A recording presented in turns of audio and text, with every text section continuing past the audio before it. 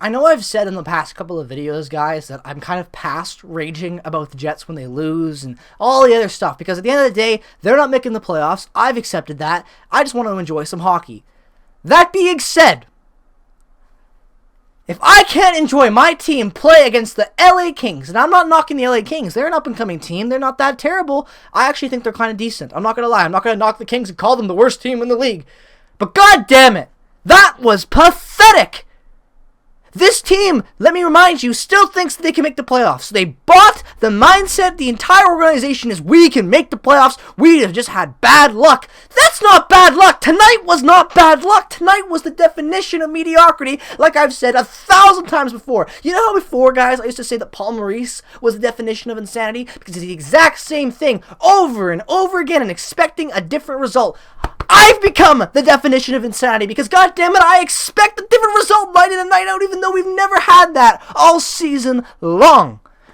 Game 70 out of 82. We're near the end of the season. Doesn't matter at this point because the season's a complete write-off, a wasted season, and we lose 3-2 in an embarrassing game, a terrible game, to the Los Angeles Kings. Let's get this out of the way right now. That first period was without a doubt one of the worst first periods of hockey we have played all season long. And let me remind you, there are some high contention games in there that can compete for that spot. But no, this game takes the cake for me. That power play in the first period where the shorthanded goal was scored by Andre Kempe, one of the worst, if not the worst, power plays all year long. And again, you can hold that one in pretty high regard because there have been a lot of bad games and a lot of bad power plays.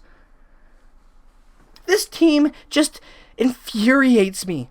Just try to fucking play decent hockey for 60 minutes! 60 minutes! They can't do it. 30, 40, 50, 25, 10. Who the fuck cares? Because this team doesn't. I'll tell you that much. If you're a Kings fan watching this game, I want you to know right now, I'm not mad you won. You deserve to win. I'm just mad that my team can't even try to show up when they're trying to hunt for a playoff spot. Because like I said, this team believes in that they can make the playoffs. They believe they're a good team and a playoff team. Not me. They said that. Our GM has said that. Our captain, our coach, and every other bum that plays on this team. Let me remind you all that there was a time tonight that Morgan Barron was on the fucking top line with Mark Scheifele and Nikolai Ehlers. Dave Lowry, I tip my head to you because I called Paul Maurice a lot of bad names on this channel and a lot of different videos. But my friend, you take the cake as the worst Winnipeg Jets coach that we've had. And we've only had 3 of them, so congratulations, Dave Lowry. You're the worst out of 3 people. And you've not even coached a full season. I take Claude Noel and the 2011 Jets over this iteration of the Jets any day of the week. You want to know why? Because at least they were fun to watch because we had hockey back in Winnipeg.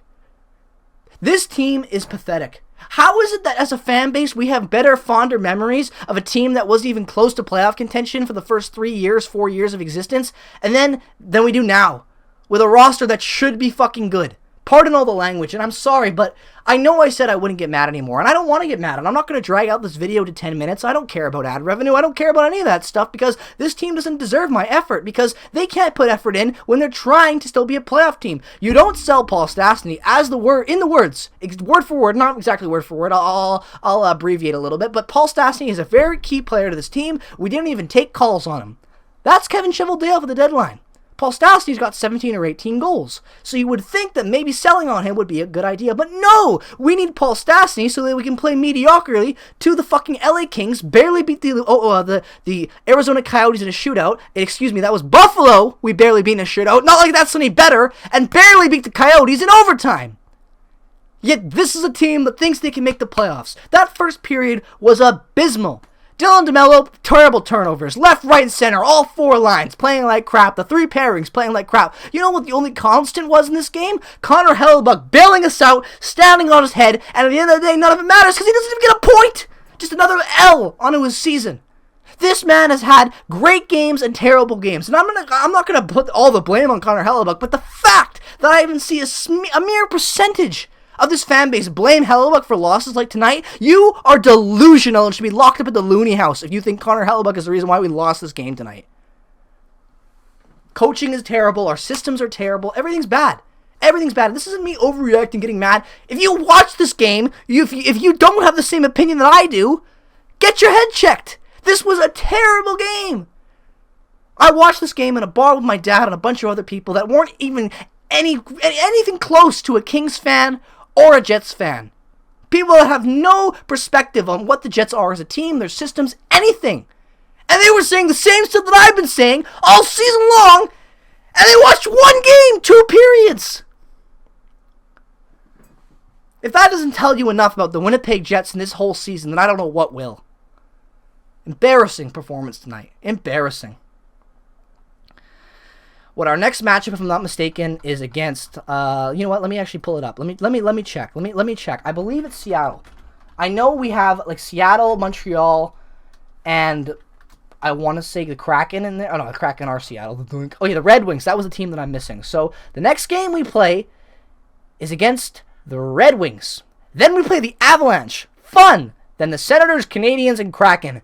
If we don't win every game but that Avalanche game, this team is laughable and doesn't even deserve to sniff the playoffs, let alone even be a hunt for a spot right now. This was a game they had to win. They lost 7-3 to the Leafs in a game where they just ran out of gas. That was fun, but ran out of gas. This was a game to win. It was Wassac night. It was a sold-out crowd in Winnipeg, and they got outshot. I don't care anymore. I'm not going to keep wasting my energy on this anymore. This team is just embarrassing. And it's laughable how they have this attitude that they're good and just have bad luck. I don't know what's happened to Mark Scheifele, Blake Wheeler, the leadership with this team, the mindset, the poor play, the lazy back checking, everything. It's just laughable and pathetic and just sad. Plain sad. Blake Wheeler, without a doubt, used to be one of the greatest captain in the NHL. I don't care what anyone says. I will fight anyone on that. For a long time. Same with Mark Scheifele with how good he was in wearing the A. Mark Scheifele, everyone that works in the NHL that covers it would tell you that Mark Scheifele was primed to be the next captain. I don't even know if Mark Scheifele plays next season with the Jets now. And for good reason. A terrible effort, night in and night out. I don't care if he can score a goal, have a 2-3 point night. Without back-checking and allowing 3-4 goals, for fuck's sakes, the first goal shorthanded to boot was Mark Scheifele lazy back-checking. This team just frustrates me, and I'm done with them. So let me know what you thought about this game. Let me know why you're even watching the Jets at this point.